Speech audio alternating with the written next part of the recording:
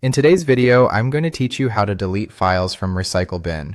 If your computer is starting to feel cluttered, clearing out the Recycle Bin is a quick and simple way to free up space and permanently remove files you no longer need.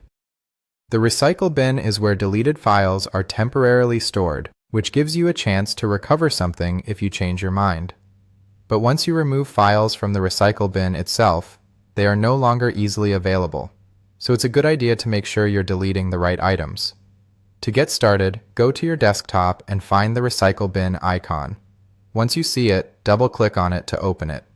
This will show you all the files and folders that have been deleted but are still being held there temporarily.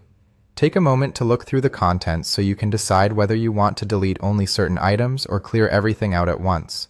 If you only want to remove specific files, click to select the file or files you want to delete. After selecting them, press the Delete key on your keyboard.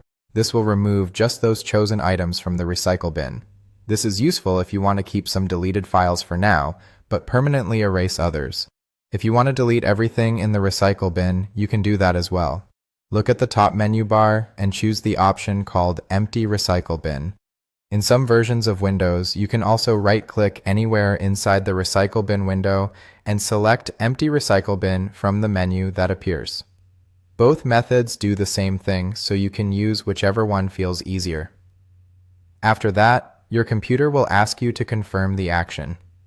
This is an important step because emptying the Recycle Bin permanently deletes the files inside it. To continue, click Yes. Once you do that, the files will be removed from the Recycle Bin. And that's it. You've successfully deleted files from the Recycle Bin. As a quick tip, if there's any chance you might need a file later, double-check before confirming. Permanent deletion is helpful for cleanup, but it's always best to be certain before you clear everything. Thanks for watching, and I'll see you in the next video.